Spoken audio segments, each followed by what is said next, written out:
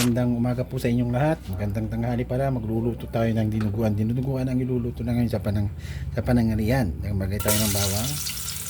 Sabay kagad yung sibuyas sibuyas, bawang, sabay-sabay na yan para maraming reklamuhan.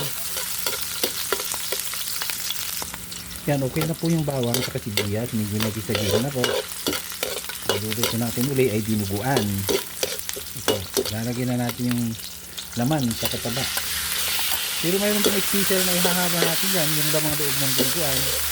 Maganda po yung nabili natin dahil nagparisod tayo kay tukin nating Roland Guapo meat shop dyan sa may barangay Tandok, San Carlos City, Pangasinan. Ang gaganda kasi ng mga meat niya doon, kaya doon tayo pumibili palagi. Tingnan nyo, ang ganda po yan, yung laman sa kataba pang dinuguan.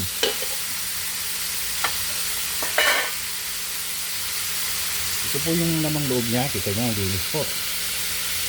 Ang ganda pa yan, sariwang-sariwa yan. Nilaga ko na po yan, saka ko hiniwa. Nikos-nikos natin to, hindi yan, para ayun, pwede na natin ilagay ito kasi naman yan, malambot pa naman yan. Okay? Ganyan ang gagawin natin, halo-halo ngayon sa mag-isa ito. Hintayin na rin natin bango, parang sarap kainin na.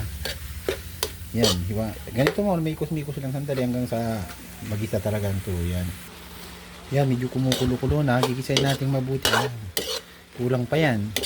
Halo-haloin lang natin para hindi po dumukit yung nasa ilalim. Yan, ganyan. Ganyan lang muna yan. Tapos hintay lang natin yung mag-isa. Yan, nawala na po yung tubig-tubig niya. Puro mantika na po yung lumalabas. Pero kulang pa po yan, ilang minuto pa siguro bago lalabas yung gusto natin. Yan, medyo tuyong-tuyo na. Pwede na sa atin yung pangbahay, pwede na ito kasi pagayahin natin yung pang-okasyon sa kasano. Talagang patutuyuin nila, ang init, umuusok talaga. Matutuyan, maliliit yung mga karni natin. Sa atin, pangbahay, masarap na yun. Ito yung gisang yan, lalagyan natin ng vinegar. Yan, vinegar. Yan, damihan natin kasi marami-rami yan. Yan, tama na yan kasi pala. Yung dugo pala, nilagyan ko na ng kunting suka para hindi sila magkabuo-buo pagka hahalo na natin dito sa dinuguan. Tapos lagyan natin ng kunting asin lang naman talagang ingredients and saka vinegar. Yan, lagyan natin. Yan, hindi na umuusok. Init kasi. Yan, lagyan natin ng paminta. Kahit maraming paminta to, mas masarap to. Yan, okay na yan. Naligo na sa paminta. Haluin natin. Ngayon, dahil yung dinuguan, matigas talaga yung lamang loob, lalagyan natin ng tubig yan. Palalambutin pa natin uli yan. Lalagyan natin ng tubig. Yan, ilagay na natin yung kunting tubig. Yan, galing sa taas para maganda. Yan, pwede na yan. Tayo natin lumambot dyan. Okay na sigurado yan. Yan, pakukuluin natin yan. Tapos hintayin natin matuyuan uli. Hanggang sa na yan. Hintayin natin hanggang may bangus. Yan, hanggang matuyuan. Yan, hanggang yan na lang uli. Hintayin na lang natin. Matagal talagang uli ito. Medyo malambot-lamot na rin po yung baboy sa yung bituka. Pero kulang pa po. Kailangan pa nating patuyuin ito talaga. Tapos nakabili pala tayo ng pinyang maasim kanina. Maasim, hindi makain. Kaya halo na lang dito. Hindi pwede yung matamis na pinya. Ito, pwede ito dahil maasim to. Parang gagawin na lang natin kamyas. Wala kasing kamyas. Kaya ganyan na lang. Hintayin na lang natin matuyuan. May asim din yan.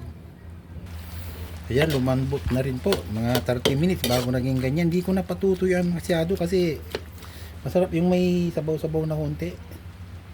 Lagyan na natin yung pinaka-importanting ingredient para maging dinuguan siya. Oops, marami yung dugo. Tama siguro yan. Haluin natin para hindi mabuo-buo yung dugo niya. Pero may mga buo talaga niyan. Pero yung sa sabaw kailangan maging chocolate siya. Yan, ganyan. Chocolate nga eh. Ito yung luto ng Pilipinas na tsokolate. Tsokolating umuusok.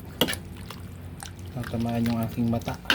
Kulang pa. Dagdagan natin para tumigil yung usok. Yan. Yan, hintayin na lang natin maluto. Hintayin ko muna yung cellphone ko kasi yan. Haluin lang natin ganyan. Mausok. At ito, nakaluto na naman tayo ng ibang recipe, ang pork dinuguan o dinuguang baboy. Wala na tayong ginawa kundi magluto pero kailangan dahil para sa mga bata. So maraming salamat po sa mga nanonood. Paki-like and share lang po kung pwede. Uli, maraming salamat po. Bye-bye.